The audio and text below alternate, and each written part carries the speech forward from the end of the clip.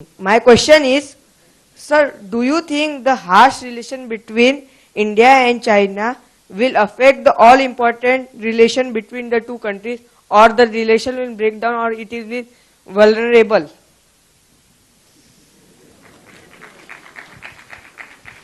Thank you. पिछले सालों में इंडिया चाइना के बीच में things have not been good and not been easy. And इसका कारण, मुख्य कारण ये है कि हमारे बीच में कुछ अग्रीमेंट्स थी, सालों से थी, और ये लिखित माने ये कोई ऐसा कोई समझौता जो था माने कोई इनफॉर्मल नहीं था, बहुत स्पष्ट था।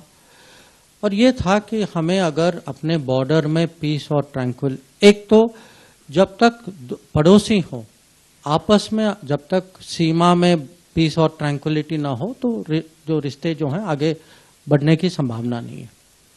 तो ये उनको भी पता था, हमें भी पता था, इसीलिए। और अगर आप देखें जब से हमारी रिश्ते जो हैं नॉर्मलाइज हुए हैं, 62 में युद्ध हुआ था, उसके बाद 14 साल लगे हमें एक एम्बेसडर वापस भेजने में, उसके बाद 26 साल लगे 62 के बाद पहला प्रधानमंत्री गया, राजीव गांधी जी गए, चीन गए।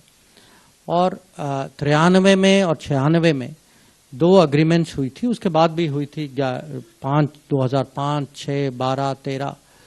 और इसका जो निचोड़ ये था कि दोनों साइड जो हैं वो जो लाइन जो बनी है, क्योंकि हमारी सीमा जो है वो म्यूचुअली अग्रीड नहीं है, कि दोनों साइड जो हैं वो फौज कोई संख्या में फौज नहीं लाएंगे वहाँ, और अगर कोई मूवमेंट भी होगी इस संख्या से ज़्यादा वो दूसरे साइड को बताएंगे और तभी मिलिट्री मूवमेंट होगी।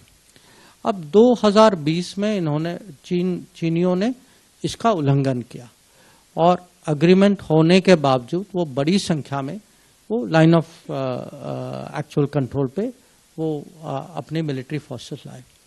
और उसके बाद आप जानते हैं कि वो गलवान में वो घटना हुई, और अभी भी हमारी भी फौज वहाँ, और ये मोदी जी ने कोविड के समय में, जब आप जानते हैं पूरा लॉकडाउन चल रहा था उस समय देश में, तो लॉकडाउन के स्थिति में तब भी हमने मिलिट्री मूवमेंट की, बहुत माने बड़ी संख्या में मिलिट्री मूवमेंट की।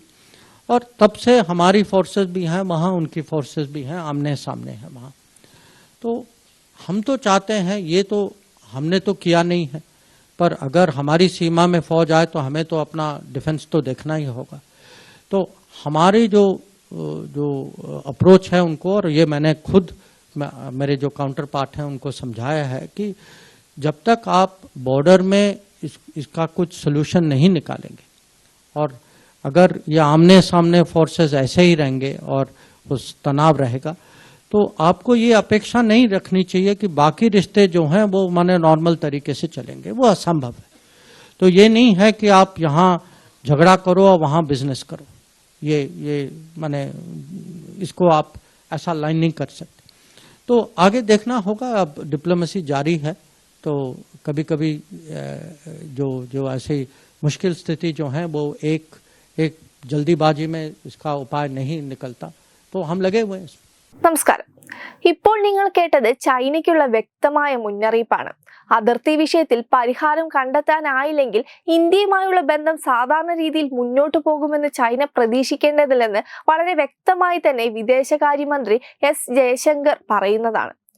സാധാരണ രീതിയിലുള്ള ബന്ധത്തിന് അതിർത്തിയിലെ പ്രശ്നപരിഹാരങ്ങൾ ആവശ്യമാണ്. അതിർത്തിയിൽ പരിഹാരമില്ലെങ്കിൽ മറ്റു ബന്ധങ്ങളും സാധാരണ രീതിയിലാകില്ല. ബുദ്ധിമുട്ടേറിയ സാഹചര്യമാണെങ്കിൽ പോലും ചൈനയുമായുള്ള നയതന്ത്ര ബന്ധം തുടരുന്നുണ്ട്. 2020 അവർ ഇരു രാജ്യങ്ങൾക്കുമിടയിൽ കരാറുകളെല്ലാം ലംഘിച്ച് അതിർത്തിയിൽ വലിയ തോതിൽ സൈനികരെ വിന്യസിച്ചു. ഗാൽവൻ സംഭവത്തെക്കുറിച്ച് എല്ലാവർക്കും അറിയാവുന്നതാണ്. അതിർത്തിയിൽ പരിഹാരമാകാതെ മറ്റു ബന്ധങ്ങളും സ്വതന്ത്രമായി മുന്നോട്ടു പോകുമെന്ന് ചൈന പ്രതീക്ഷിക്കരുത്. കാരണം അത് അസാധ്യമാണ്. നിങ്ങൾക്ക് ഒരേ സമയം ഒരു രാജ്യത്തോട് യുദ്ധം ചെയ്യാനും വ്യാപാര ബന്ധം പുലർത്താൻ സാധിക്കില്ലെന്നും അദ്ദേഹം പറഞ്ഞു.